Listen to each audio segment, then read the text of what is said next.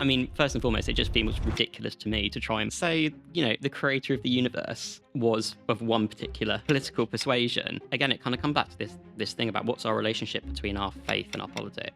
I think too often we start with our politics and try and work back and justify our faith, rather than starting with our faith and going, what does that mean for me politically? I mean, I think a much more interesting question is to kind of flip it around and say, what has Christianity brought to the world? How is that, and how is the teachings of Jesus in places that we wouldn't necessarily think about them? How have they influenced what modern life looks like? Is it important for you that churches, when they do engage in this kind of social action and work, they do it just to serve, not to kind of try and put bums on seats on a Sunday? If that happens, it should just be a kind of a byproduct rather than a core aim, I suppose. I don't know.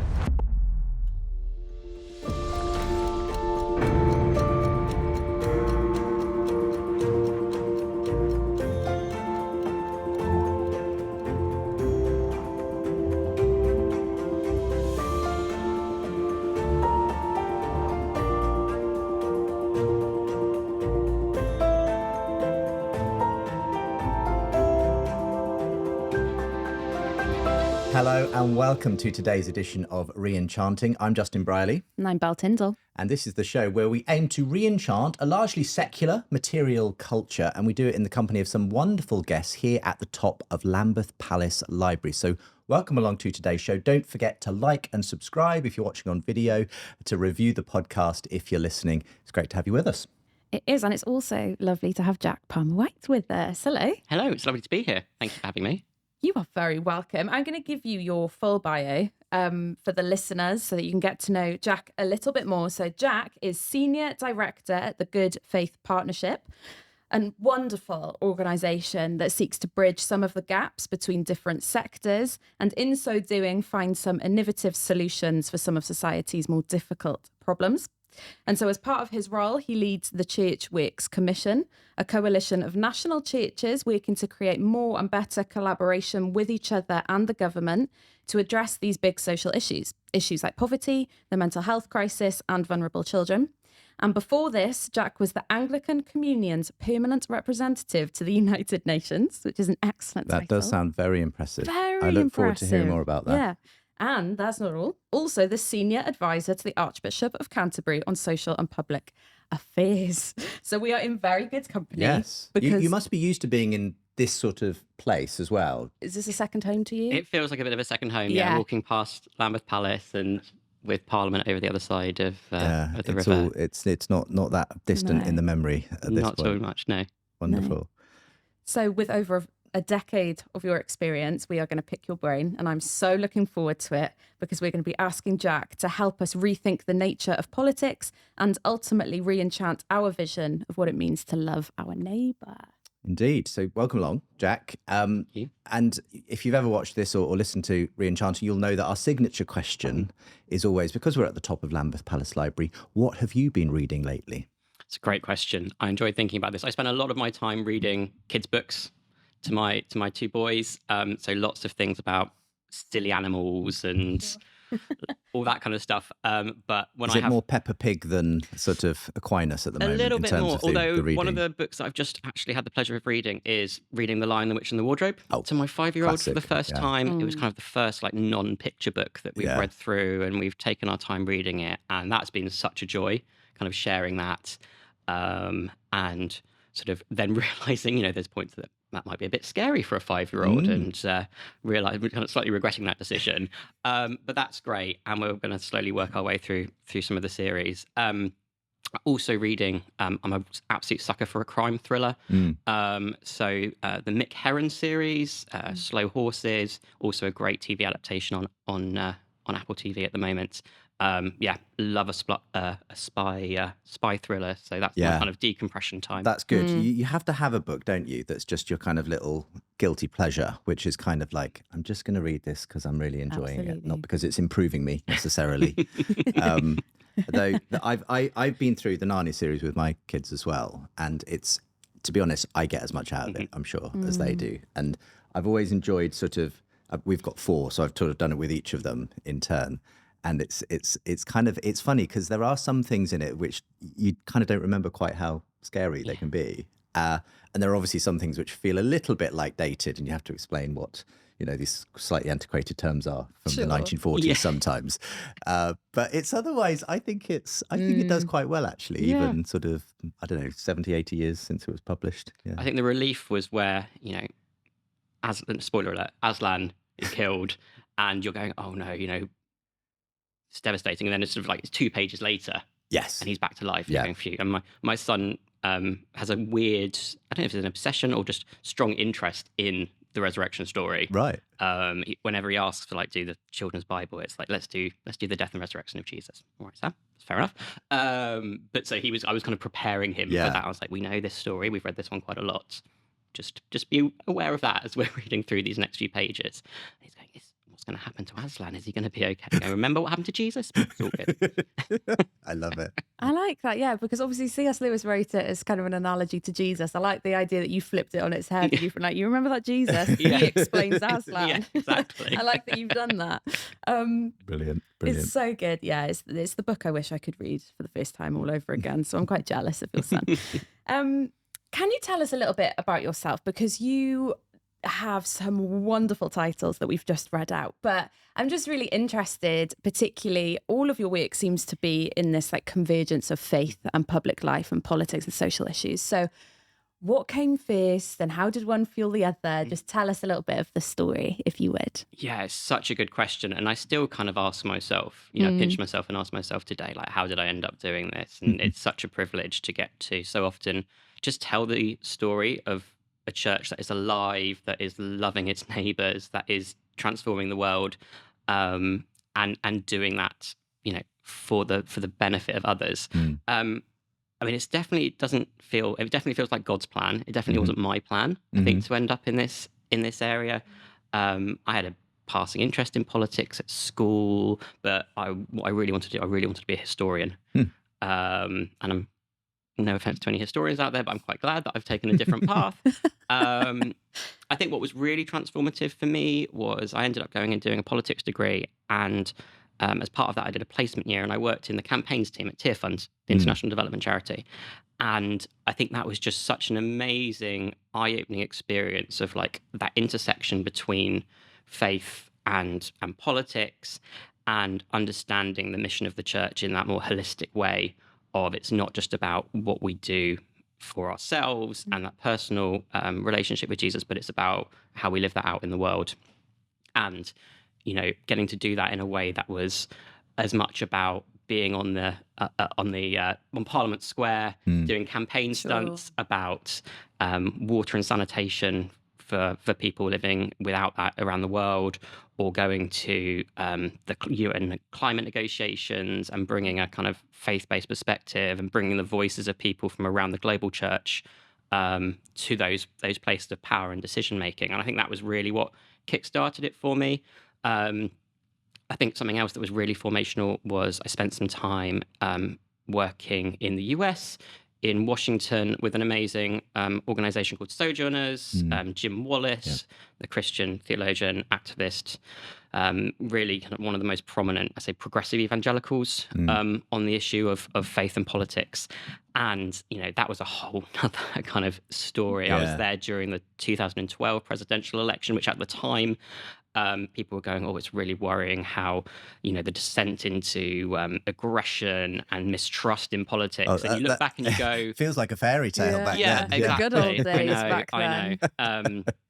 But, he wrote a book at that point, which I had the privilege of working with him on as his researcher, called On God's Side. And that was, again, something that I think I found really helpful in connecting these two things of faith and politics was, you can be it's really important, I think, as a Christian, to be passionate about politics, to be passionate about how our society works, how decisions are made, who holds the power, what they do with it, but also that risk of it becoming more important than our faith. And the title of that book is based on a quote, I think it's by Abraham Lincoln. The question is not about whether God's on my side, but am I on God's side? And too often, I think in our politics, we're going, this is what God thinks about this issue.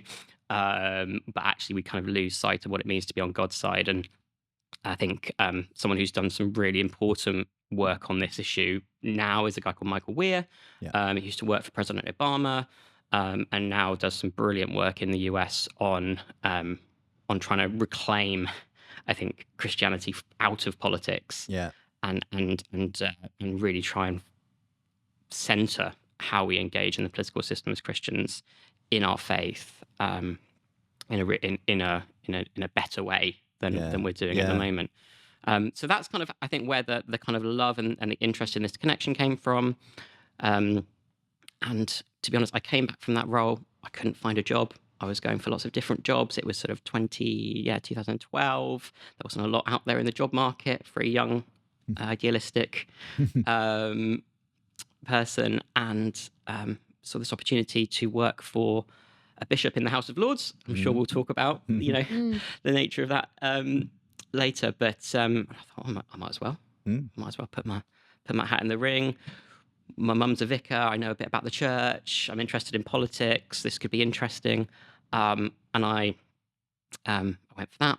Had an interview with him. Was offered the role. And in between being offered the role and starting, he was announced as the next Archbishop of Canterbury.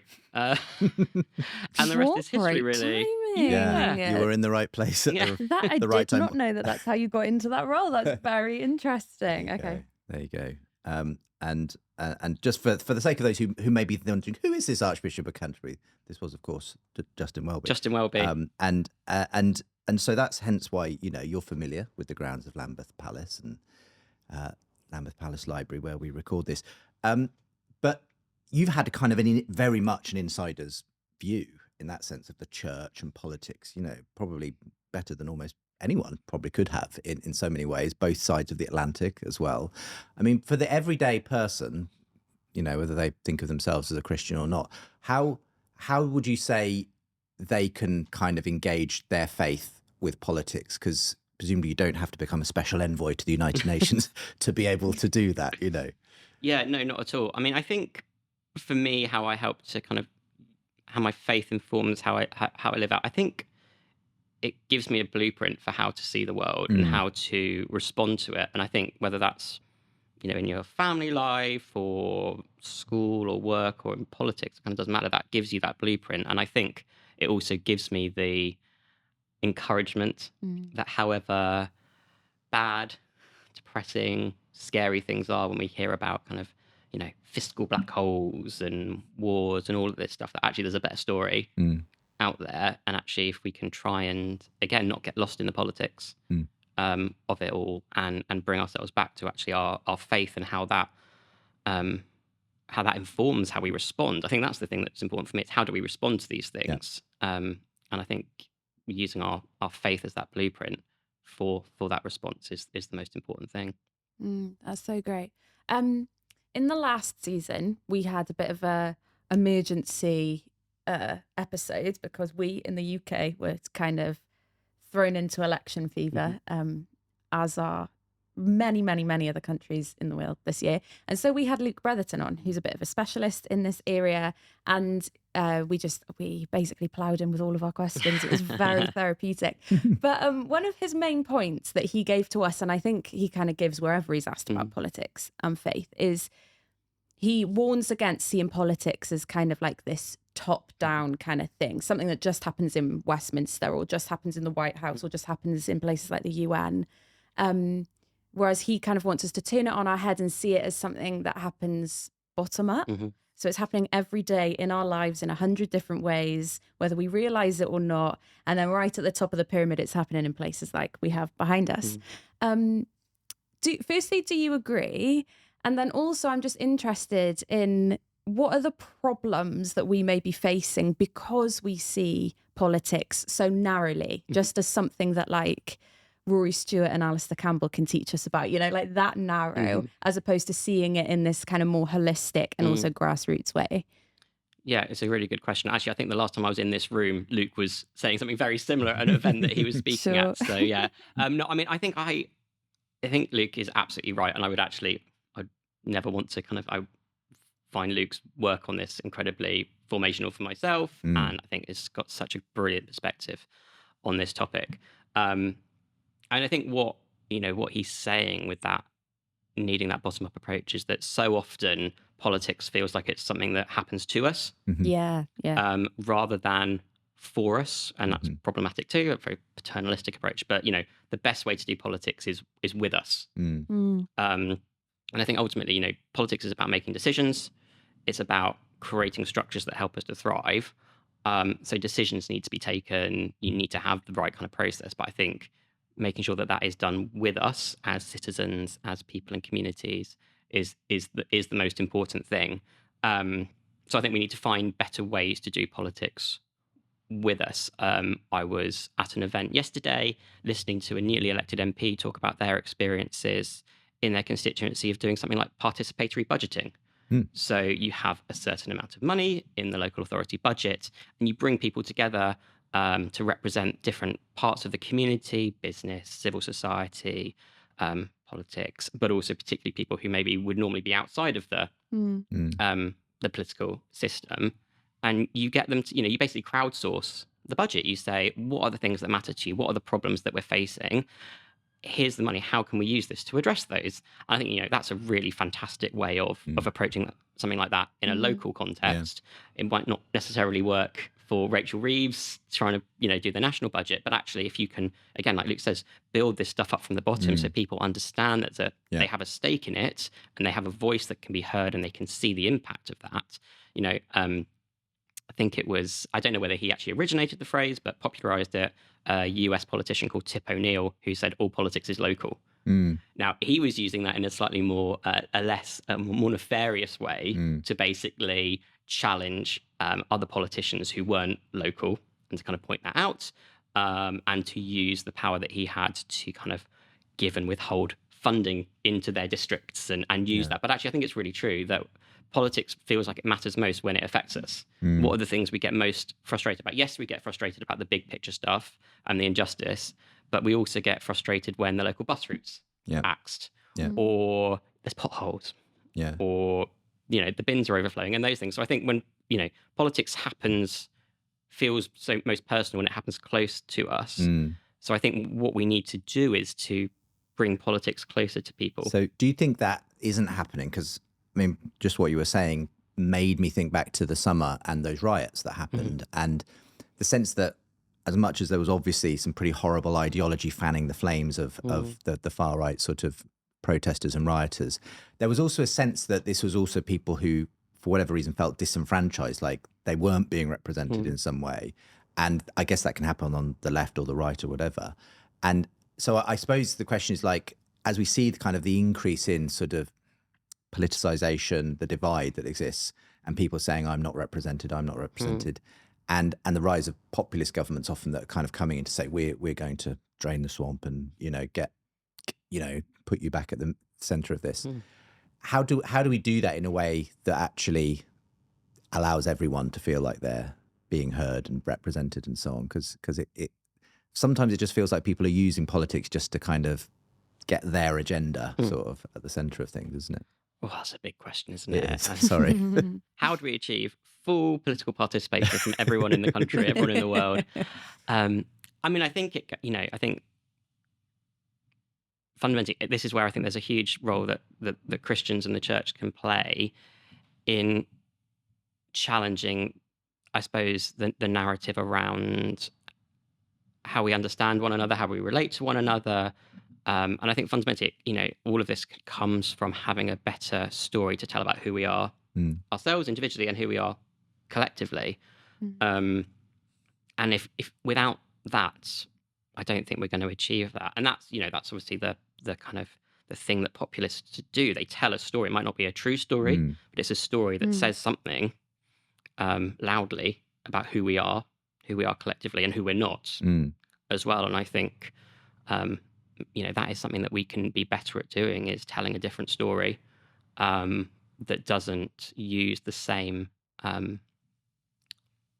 tactics as those who are seeking to divide, but rather trying to tell a story about who we are. And I think what better story than the gospel to do that we are all fearfully and wonderfully made, that we are loved, that we have inherent value.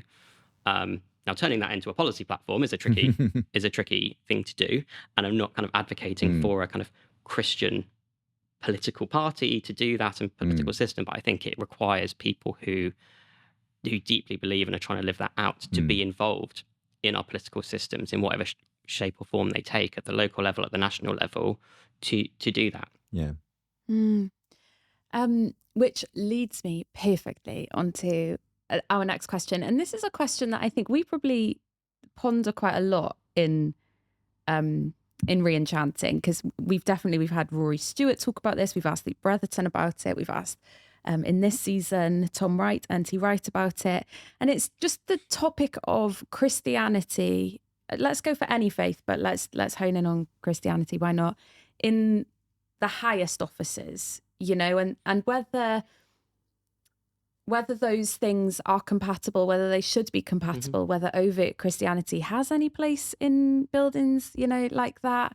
And obviously you have a lot of experience in that. So I would love I have a specific example I'd like to ask you about, but just in general, how do you feel about overt Christianity? You know, both here, both in the US, you have kind of, you have an eye on both, in the highest offices of, in politics in the narrowest sense, because we've just debunked that politics is just in high office. But yeah, I mean, I think you would, having spent, you know, quite a few years helping to, I suppose, make the case for the role of the church in public life and working for the established church, I feel quite comfortable with the notion that those two things are intertwined, and that actually there can be a really positive relationship there. So, you know, there are 26 Church of England bishops in the House of Lords. You can argue the rights and wrongs of that, whether, you know, as a country where there are, you know, fewer people who are identifying as practicing Christians and certainly practicing Anglicans, whether that is something that should remain. But I think actually, if you look at the what those 26 people do in that building, you would be really hard pressed to say they're not adding value to our political conversation and our political discussion. So I think on that basis, you know, you've got people there who not only are the only people in the House of Lords that kind of have a constituency with a diocese, and they are really deeply connected to people locally. That's not to say that other members of the House of Lords aren't, but, you know, they have that active relationship with every part of the country. They've often had previous careers on a wide variety of topics. You know, you've got people who are, I'm trying to think of some of the roles, you know, environmental scientists, epidemiologists, intelligence officers, certainly people that worked in and around that. You know, they bring a really a broader perspective than just what is the Anglican view and how can we protect Anglicanism in this place. At the moment, the Bishop of Manchester is trying to get a law passed through Parliament that is about equalising the funding that care leavers get when it comes to universal credit, and there's a huge gap in the funding that they get. Trying to do something to put that injustice right. You know, they're fundamentally good things that help the marginalised in our country. You know, and in the kind of time that I've been engaging with that, you know, you've seen huge things happen on modern slavery, on tackling high cost credit. That was one of the first things I worked with Archbishop Justin on, was the quote unquote war on Wonga, you know, trying to get rid of legal loan sharks from our financial system for people who were forced to borrow money at extortionate rates and were never going to be able to pay it back. You know, there's such a range of things, peace and reconciliation issues, education, that the church has a really powerful voice to add in and can do really practical things. I think the other thing, I think at its best, the Church of England in politics can create space for other faiths as well, and broaden the public square to make it easier for people of all faiths and beliefs to engage in politics. I think one of the things that has made it more difficult for people who are, you know, practicing Christians and people who speak really actively about their beliefs to end up in positions of high political office is that, kind of going back to what we said before, so often we narrow down what politics is to party politics. And we create sort of purity tests that if you can't, you know, 100% answer yes on all of these things that might be part of a policy platform for a political party, then you're out. We don't want you. We can't have you. I was going to say, I mean, interesting, at the time of recording, I was just looking it up on my phone. Rowan Williams, former Archbishop of Canterbury, has just been talking about this in the press. You know, we've just, at the time of recording, recently had the Liberal Democrat Party conference, and his comments were to the effect that it may be impossible, he was saying, to represent the Lib Dems and be a Christian. And this is kind of coming off the back of, I think, David Campanale in particular being deselected from his seat because of his personal views on abortion, but not that he would necessarily have voted against the party or anything like that.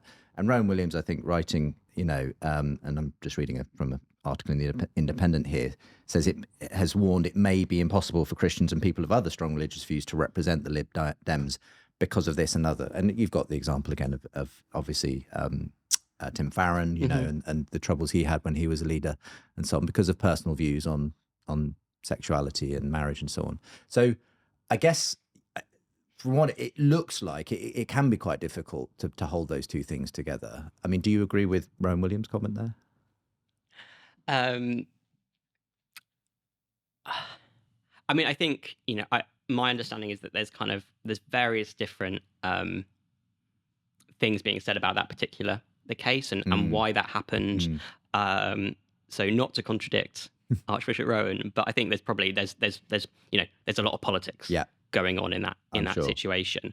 But I think, you know, I think it's something that people, a challenge that people face of reconciling their faith with a political party and with a policy platform.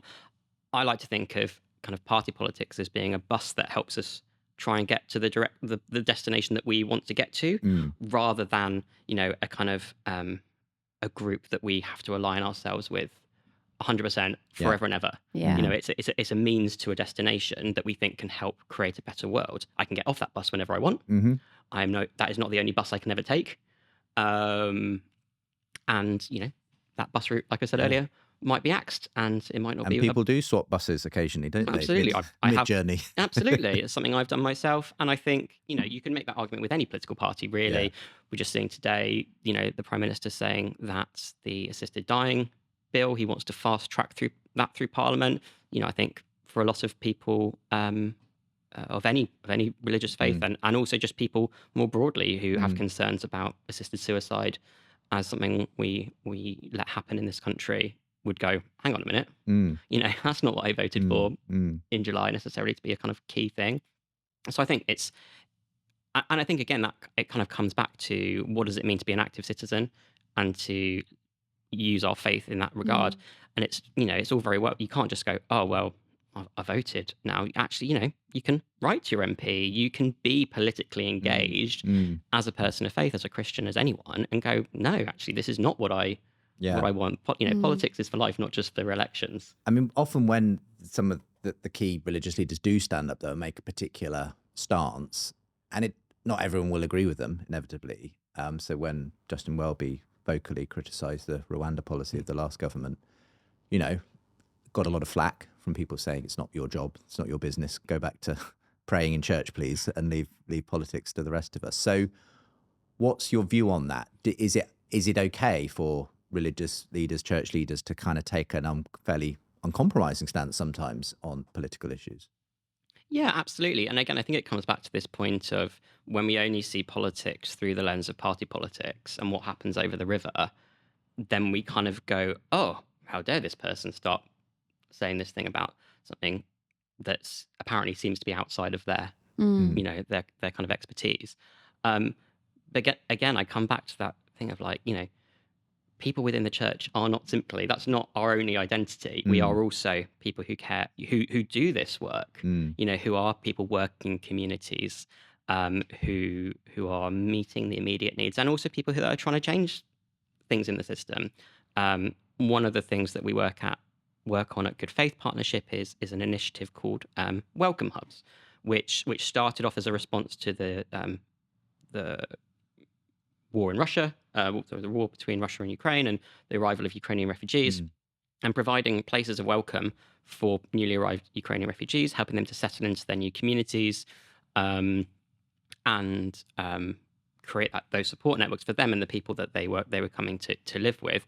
That's been really successful, and we've expanded it in certain places to also support people who are people stuck in the asylum system, stuck in hotels, very isolated, very vulnerable, to reach out to them from the church and offer that both moral and practical support for them. So actually, on an issue like the refugee crisis, that is, I would say that is something that we're far more justified to talk about as Christians, because so often this is stuff that we're dealing with in the local community, things we know about because we're a global church. When I worked as the Anglican communion rep to the UN, the refugee crisis, the Syrian refugee crisis, the global refugee crisis was one of the things that really was one of the key things that we worked on. There was a big international refugee forum, first time people had come together at the international level to collectively respond to that.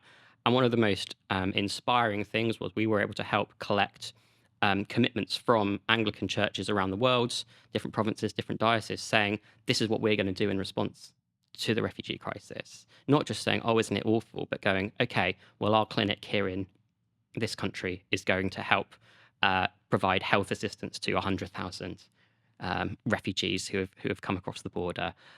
We're going to proactively support community sponsorship and resettlement in Canada and the UK. We're going to help teach English to people. We're going to help integrate them. So actually, these things aren't abstract. It's not just pontificating. But when we see them as these party political things, we go, oh, don't politicize this issue. They are political because it's about how do we live well? How do we structure society in such a way that we can all flourish? And, I think generally the church at its best engaging in the political system is making that connection between what happens locally and how to make that easier, how to do that better through what happens, the decisions that are made in Westminster and Whitehall. I am just popping in to invite you to be a part of our Seen and Unseen community. You can have Seen and Unseen sent straight to your inbox. On Tuesdays, our editors give a weekly roundup of things that have caught their eye in culture, current affairs, trends, all of it. On Fridays, you will have the best of Seen and Unseen articles delivered directly to your inbox. And you will also be first to know about any events that we have coming up. So head to seenandunseen.com to subscribe. Particularly thinking about the case of Justin Welby, Archbishop Justin, speaking about the Rwanda case. And this idea that he was getting so much criticism, both from Christians and not Christians, saying you're a spiritual leader, only deal with spiritual things, as if this isn't a spiritual thing. I think it's that as well. So like you kind of mentioned it earlier in this story, have we not done well enough in telling people the story that we believe in and live out to the point where we can speak against, something that we deem to be completely unjust and inhumane and against the story that we believe, and then be told that's not spiritual, that's not your job. So I found that really interesting, and that was coming from both Christians and non-Christians. I found fascinating. That's really helpful. You mentioned some local things there, and your more recent work with Good Faith Partnership, with the Church Works Commission, is a lot about local politics, local churches. And I think we hear a lot about local churches. And we hear one kind of story, I think, about how smaller churches, local churches are doing. And I was just wondering, from your point of view, from your perspective, can you tell us some of the impact that you've seen local churches have over the past year or so? Yeah, absolutely. And just to kind of set this in the context of what we try and do with the Church Works Commission, we have representatives who lead the work of the Commission from basically all of the major mainline Christian denominations and umbrella bodies, who really are helping to create more space through better conversations with national government to release the local church to have even greater impact in what it's doing to love their local communities by connecting them up with the NHS, local authorities, so that the work they're doing isn't just feeling like it's under their own steam, but it's part of something bigger. Yeah. It's part of a bigger policy initiative that they can, and they can just feed into people who are working towards similar ends. And there are some amazing stories of how that's happening. I think also when we look at it just in that kind of isolated, this church does this church does that, we lose sight of some of the scale Yeah. of that impact. There's not been a lot done to try and quantify that social impact of the local church. The National Churches Trust did a really great report a few years ago called House of Good, which was trying to understand the economic and social value of what happens inside church buildings. And they estimated that the 40,000 church buildings across the country generate around £55 billion a year in social value, Wow. which is comparable to the entire adult social care budget in the UK every year. Wow. Okay. And when you say that they generate that in social value, is it basically about all the services they're providing, often, I guess, staffed by volunteers from the church and so on? Exactly. So it's food banks, it's debt advice, it's children and youth groups. I can't remember the kind of different things that they used to generate that, but all of that stuff that happens in the church, how it is supporting people, how it's taking pressure off public services, and so on. And so it's huge. And there's so many great examples. At Churchworks, we try and focus our efforts particularly on three key areas, which I think, Belle, you mentioned before, around helping to tackle the mental health crisis, supporting vulnerable children and families, and tackling poverty. And so this was really fun, like thinking about all the amazing stories that we've heard about. So if I can share a few of those, that would be great. One in Swindon, it's a church called Gateway Church, which started a project which has now become its own charity called Way Beacons, which is a partnership between the church, the charity, the council, the hospital, and the police and crime commissioner, supporting young people who end up in hospital, trying to help reduce readmissions and support them as they come out of hospital, providing peer mentors for them, providing the support that they need. And that came out of kind of looking at what was going on in the town, going, how can we support this? And it was about providing security, long-term support, connection. And it's having a really amazing impact on young people in Swindon. That project's part of a cohort of Christian-led projects that we're supporting to try and scale up their impact. We've got half a dozen projects around the UK, particularly around England, around the UK at the moment, that we're trying to help scale because they are doing such great work, and we think it should be done more. They should be doing more of it, and it should be happening elsewhere as well. That's really exciting. That's great. There's a great church in Peterborough called Bridge Church, which saw that a lot of people were struggling with school attendance. And so they reached out to the council and started a partnership to run a weekly, I think it's weekly or fortnightly group that brings children into the church, into the space to support them, to tackle that, to do homework support, to support their parents. And that's been such a success that the council's gone, can we commission you to do this? And that's something really interesting that we're seeing that I've not seen really before.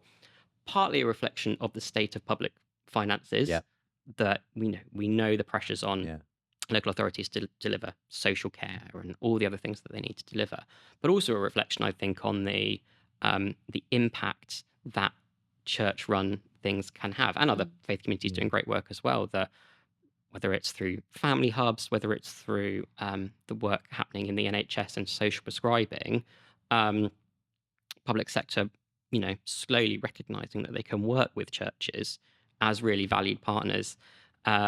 Bristol is a great example of that. There's loads going on. I've talked about the welcome hubs that happen there. There are lots of churches doing amazing things to support the local community. B&A Church in Bristol run B&A meals, where actually, again, they looked at what are the assets that we have in our church. It was people. It was an amazing kitchen. And actually they said, rather than trying to get people to come here, why don't we cook meals here and distribute them to other churches that don't have those same catering facilities? It's really practical stuff. And I think it's 400 meals a week that they distribute around the city, in partnership with the Warm Welcome campaign, which is something we run across the country, which is as well, so many amazing stories of what churches and other community spaces are doing to help not only support people who are struggling to make that decision over whether to heat their homes or feed their families, but also break down issues of social isolation and loneliness, and build community hubs where people feel like they belong and they have a purpose. There's 4,000 of those who are registered in our campaign, and there's countless stories. I mean, it's so good to hear of those stories. And what difference does it make that I guess it's a church doing those things, whether it's, you know, helping with young people who are ending up in hospital or just need some help with their homework, or, you know, a homeless sort of project or whatever it is? Because I guess what difference does it make that a church who on the face of it might be a bit inexperienced, you know, they're probably there's a big learning curve, any church that sort of starts to get involved in anything social action in that way. What's the difference between a church doing it and, say, it kind of, when it is left to a local authority or a group that may be, you know, a charity that specifically exists for that purpose or whatever? It's a good question. I mean, I think that maybe there's nothing inherently different about it, but I think the horizon and the opportunity that there is as a church really connecting their mission and ministry with the local community is so transformative, because again, it comes back to that thing of like, what's the story we're telling people? You are loved, you matter to us, you're not just an obligation that we have to fulfill as a local authority.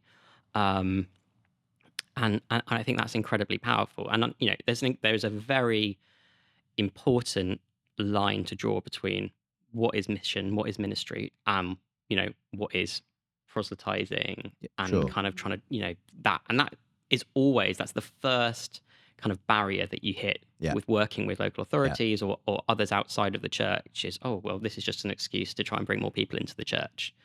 And you have to absolutely, you know, have the right kind of safeguards and professional levels of professionalism to deliver the services and the things that you're doing well.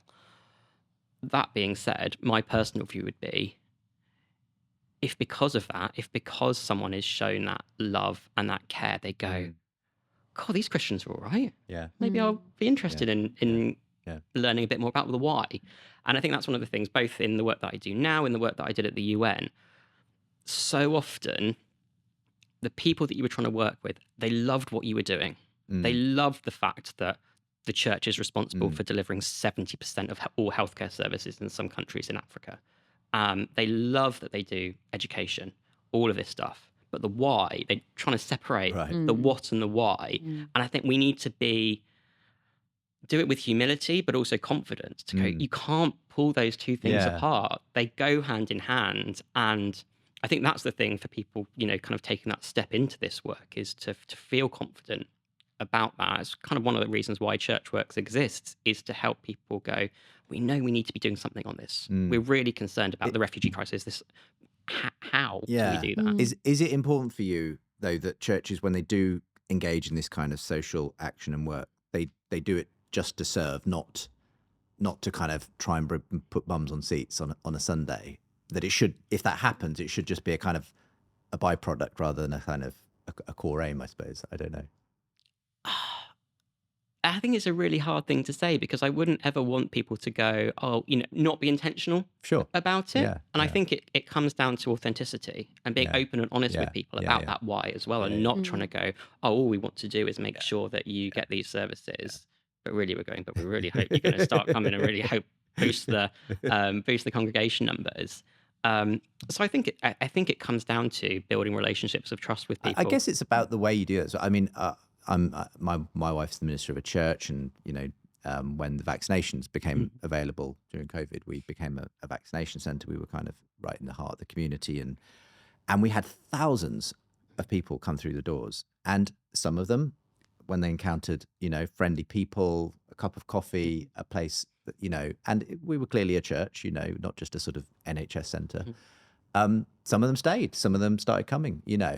I don't think we ever pushed that on anyone, but it was a sort of, it was natural. It was something we obviously wanted to happen if people felt that. But I guess it's also about sort of not making it feel like it's a switch and bait, you know, that there's a sort of, the real reason we're doing this is to kind of evangelize you, kind of thing.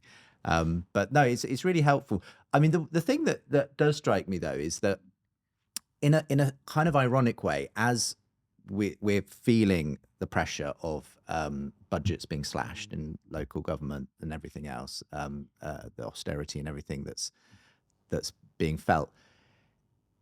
In a funny way, that gives an opportunity, obviously, for the church to step up and do the things that actually the church was originally known for doing anyway. The church was the original, healthcare provider and education provider and everything else. So it's a kind of it's kind of ironic in a way that that the church has an opportunity to maybe look a bit more like the church did used to look at a practical level, because actually the government is struggling to provide all of those services. I mean, in an odd way, there's almost a sense in which, I hate to say it, but sometimes at difficult times kind of actually help the church to shine a bit brighter, don't they?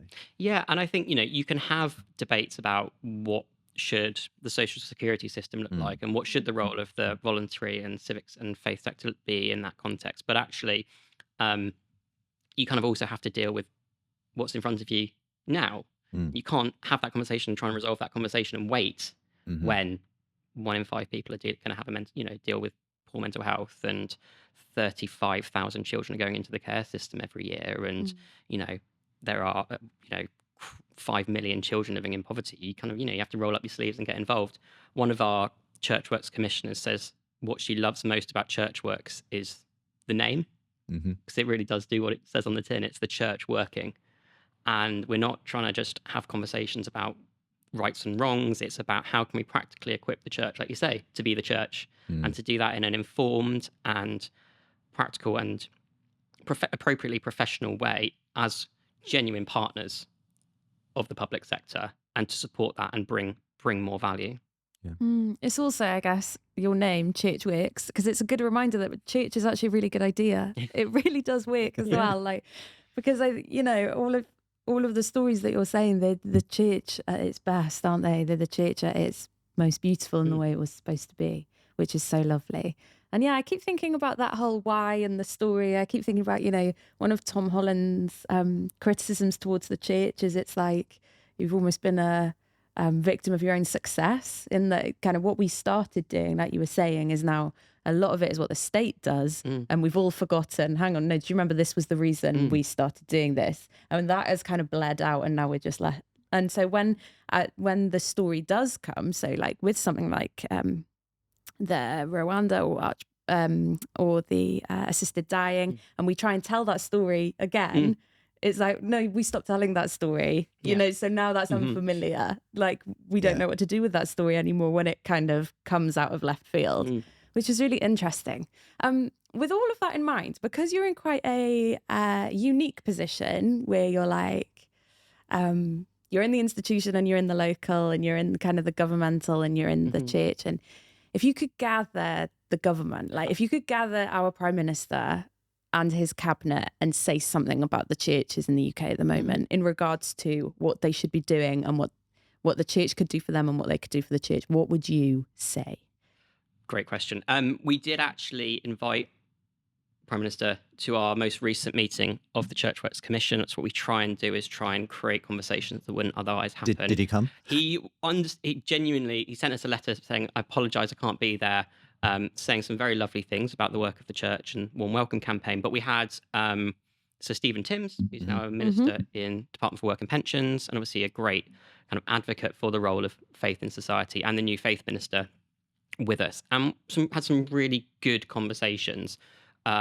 Challenging conversations, but practical conversations. So talking about how can churches be partners in the government's new strategy to end child poverty? What can we do to inform how the government goes about that, and how can we help with that? And similarly, there was a kind of a whole range of things that we talked about. During the election campaign, Keir Starmer gave a really interesting interview with Premier Christianity, and he said that there can be no decade of national renewal without the active participation of the church. Now, I've been doing this long enough to know that what's the phrase? You campaign in poetry and you govern in prose, right? So there are things that politicians. I haven't heard that one. That's a good one. Okay. And so you're not going to be naive to to kind of It's one thing to give a soundbite; it's another thing to see it yeah. working out Of in course. reality. But Yeah, I think for us that's something that we are happy to hold the Prime Minister and his government kind of to account on that, because we are so raring and ready, and that was our invitation to all the parties during the election, was work with the church, because things are difficult and we are doing so much of this, and if we connect it better, if we work in partnership, that's going to be a really good thing. I mean, there are some very practical things that we've spoken to politicians about over the last 6 months, kind of before and during and after the election, that we think can really help do that. Some of those are probably more kind of bigger picture stuff about unlocking the church to do this work, but some of them are really practical around things like, how do we help keep church buildings open so that there are more places that church can do church and be, very often the last institution in a local community. I was talking to a member of parliament over the weekend who was saying, everything else, the post office, the pub, the community centre, the library, they're all shut. closed. All it is the church is the only thing that's left in the villages in their constituency, and it's so important. And there are practical things that government can do, which are very nerdy, around VAT exemptions on church repairs and stuff like that. Which doesn't necessarily feel like you're re-enchanting politics. But those are the things that are going to help church buildings stay open and be part of that. Those 40,000 buildings that are adding that 55 billion. Do you think Keir Starmer knows the value in that sense, that the real value that churches bring across the whole of the economy? I mean, I don't think we know it in the church ourselves. Like, I think that this is a story that we're trying to tell, is to communicate what is going on, both at that local level, that hyper local level, but also tell that story at the macro national level. Because I don't think we understand it in the church. I don't think we appreciate it. And I think if we don't understand it ourselves, it's really hard for other people to. So that's part of the work that we're trying to do, and to find ways to tell it and show it. Alistair Campbell famously said, when he was working for Tony Blair, "We don't do God." Now, I'm not sure exactly what the context that was said in, and he may not have meant by that, we don't do church, or we don't want churches to get involved in helping out. But do you feel like that kind of phrase wouldn't come up now in a kind of, in government circles? Yeah, I mean, I think, you put that in contrast to what Keir said in that interview with Premier, and, those are two very different approaches. I think the proof is in the pudding, and actually what does that look like practically? But I think partly out of necessity, and I hope partly out of a sense of recognising the value that churches and faith communities and places of worship play in the fabric of our life, that there is a recognition that actually, no, it's better to work together. It's better to do this stuff together. But I think we need to demonstrate that, and not just expect that because we're the church, because the Church of England is established, because there are bishops in Parliament, that we sort of have some kind of divine right to be part of that conversation. We do. I think we have to earn that right to for government to do God. Yeah, absolutely. Can I have a real hobby of asking cheeky questions. Can I ask you one? Of course. There was, well, at the time of recording, it was recent, but it was earlier this autumn, Saint Bartholomew's the Great. Yeah, excellent. They had this big old debate going on, and it looked very grand, and it had some really interesting key players, asking whether Christianity is inherently socialist. And it popped in my mind because another thing that Alistair Campbell has said recently on his podcast, I think, was if he could speak to any historical figure ever, he chose Jesus. And if he could ask one question, his one question to Jesus would be, can you just tell us were you a socialist? Because obviously that seems to be a sticking point for him. I don't know. And I am just interested in that we're asking that question. And I was wondering what your stance would be on such a thing. If you were in St. Bartholomew's the Great that night. I mean, I think it's a very natural thing to try and draw parallels between like our modern political system and great, people, I know that, Alistair Campbell has that great respect, people who think Jesus was a great teacher, that there's lots of stuff there, but to try and kind of bring those things into a modern political context.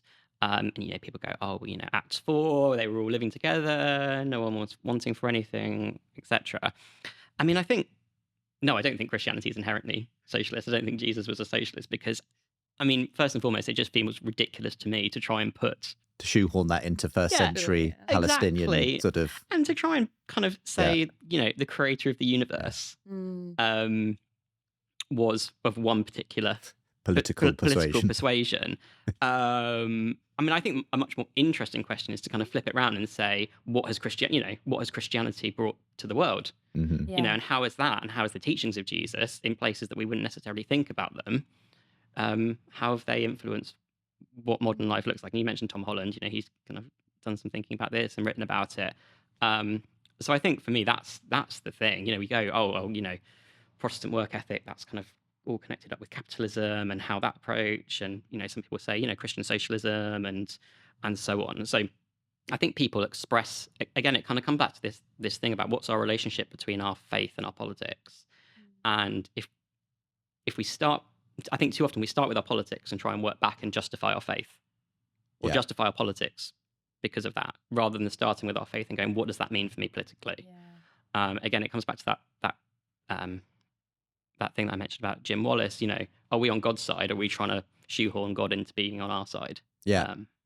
I think that's it. I appreciate where Alistair Campbell is coming from with that question, because maybe he would feel a bit more comfortable with Jesus if he knew that he shared his political opinions, kind of thing. But Jesus kind of had a habit, I think, of making everyone feel uncomfortable in some way. He kind of hopefully transcends all the political sort of boundaries and so on, doesn't he? But like you say, it's a sort of it's a difficult question to get your head around in the first place, because it's like, Karl Marx came a little bit later than Jesus of Nazareth. I mean, having said all that, we do have a sort of a Christian framework from which the church has clearly spoken into social issues and been able to say, no, we feel this is right or this is wrong, and so on, and continues to do so. One of the things that church works do is encourage us to think about systemic issues differently.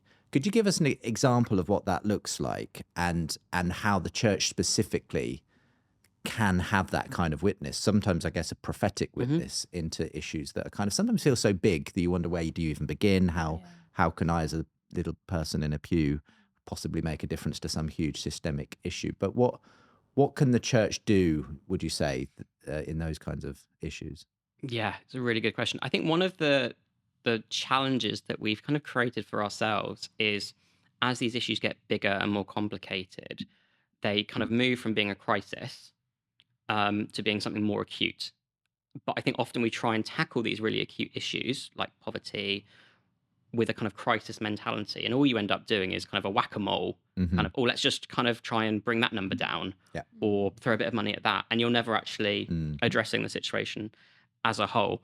I mean, it's fitting. We're in Lambeth Palace. As a good Anglican, I find a very helpful way of thinking about this for myself is the Anglican marks of mission. What does it mean to be an Anglican in the world? And apologies to anyone listening who's like, what on earth is that? Well, I'm not an both Anglican. Me and Justin are like, so we're not the Anglicans in this situation. So tell us. Teach us. I want to know what these marks of mission are. Well, you're putting me on the spot now to try and remember all of them. The two that I find very helpful in thinking about this issue is the third mark of mission is that we are called to respond to human need. So we're called to respond to what we see in front of us without question, to love our neighbour first and foremost. But alongside of that, we're also called to seek to transform unjust structures in society.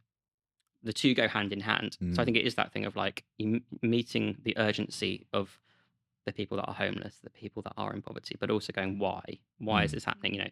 The Archbishop Tutu question of, why are we pulling so many people out of the river? Why aren't we going upstream and asking why are they falling in? Or as some people say, who is pushing them in? So I think that's kind of fundamentally is something that's really important in how we think systemically. I think another thing is thinking more holistically about this. I mean, to take the issue of poverty, when we talk about poverty and the kind of policy response to it, very often we're talking about material poverty, a lack of stuff, a lack of enough money, a lack of things to enable us to have a comfortable life. But I think as well, as Christians, we can bring in a kind of a bigger, more holistic picture about poverty. John Kurt, who's the CEO of a Christian homelessness charity, wrote an article that has sparked like a lot of discussion in the Christian social action sector. He wrote it at the end of last year. There's been quite a lot of sort of gatherings and conversations, including people like Luke Retherton, around the table to kind of go, well, what is the future of Christian social action? Because is it actually having any success? There's more and more Christian social action projects, programs trying to tackle poverty, but poverty is still going up. So what are we actually doing? And John kind of challenged us to go, well, it's not just about material poverty. It's also about poverty of relationships, our relationships with one another, our relationships with the states, broader communities. And I think we'd also probably say our relationships with God, and also poverty of identity, of who we're told we are or not, and the kind of value and worth that we have. And I think that there's something really important about, I suppose, getting out of a mindset of, especially as Christians, that we have to respond to issues the same way that other people do. That's part of it. Yeah. It's important that people have enough money to live on. It's important that, those barriers that stop people from living full lives are broken down, but also kind of making it bigger and not just reducing it to money. I guess it's about saying, well, what is the life we're making better for people for in the end? And there is a very specific answer to that if you're a Christian. It's that somehow Jesus is at the very center of what it means to live and to love. And I guess that's the thing is if the church does just become another sort of, instrument of delivering social care and so on, what's different about that? Why do we turn up every Sunday and sing and hear sermons about and pray? If it's not because somehow that message is going to completely impact why we're doing what we're doing and the way it makes a difference. And was this message was it John Kurt? Yeah. Was it basically to kind of say, let's not be embarrassed about what we think is at the center of all this, that there's a spiritual dimension to what we're doing, not just a kind of practical limit? Yeah, I think that was very much part of it. And, kind of thinking about a lot of these charities and organizations that have Christian foundations that have moved away from that, and they felt that they need to become more secular to kind of do that work well. I think also like the lens of how we address these issues. So he talks about, why do we try and solve these issues through charity rather than justice? Right. And kind of creating that.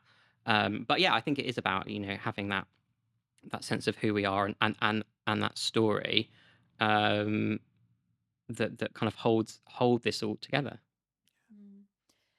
This makes me think of, and this is the final question we'll chuck at you, Jack, I promise. But we, again, just earlier this autumn had the long-awaited Grenfell fire inquiry. And as a response to that, Graham Tomlin, who was Bishop of Kensington at the time, so was there on the scene, he wrote an article for Seen and Unseen and kind of made the argument that in all the failures, of which there were many, they can kind of be summed up with this idea of, we've forgotten that we're supposed to love our neighbour. We've been cutting corners and, we've just forgotten that loving our neighbour is the ultimate thing. And so I think our final question to you then, Jack, with all of this in mind, and I think I know what your answer will be, but again then, so Graham in his piece said that a spiritual renewal of sorts is one of the things that needs to happen next to stop something like Grenfell ever happening again, which is really, really interesting. So my question to you is, do you agree? Is a spiritual renewal of sorts necessary? Is that the way that we can re-enchant politics and social action at every level? Top down, bottom up, whole thing. I mean, yeah, I think Bishop Graham's absolutely right that we have forgotten how to love our neighbour, and also I think to some extent feel like we're not deserving of that love. I think maybe it was providentially I was flicking through my my social media timeline this morning, and someone had posted an extract from one of John Stott's books. I think it was The Radical Disciple, talking about carrying one another's burdens, and actually we should carry one another's burdens. And he uses this phrase of mutual burdensomeness to try and describe. But I think that's actually a really good framing for that kind of spiritual renewal that we need, that we kind of underestimate or have been told that we don't need one another. to live a good life, that it's all about us. And for me, I think that's the thing, and maybe that is a spiritual renewal and a re-enchanting that we need. But it is that kind of sense of we matter together, and we are all part of a story. We are all fallen. We are all um, need one another because of that. And I think until we kind of unless we can re-enchant people with that, that we matter to one another, then I think, yeah, things are going to continue to be pretty challenging, and we're going to see things like Grenfell continue to happen. It does feel like that, doesn't it? That unless we kind of get back to the heart of seeing each other made in the image of God, you know, you will always default to what is the cheapest, quickest way of, you know, delivering this thing or the other thing. But that's really difficult, and it's kind of, it requires sacrifice, and it requires a change of heart, frankly, for people. And one of the very first people we had on Re-Enchanting who I kind of felt like framed this really helpfully was Paul Kingsnorth, who has, you know, spent a lot of time in kind of activism around ecology and environmentalism. But he kind of came to the view in the end, nothing would really change in the end if all of that just eventually got pushed in the direction of helping us just to continue our individualistic, capitalistic lives. Basically, he realized it was a spiritual issue in the end. He said that's why he kind of came to faith, is what he came to see is actually that so many of the social issues that we try desperately to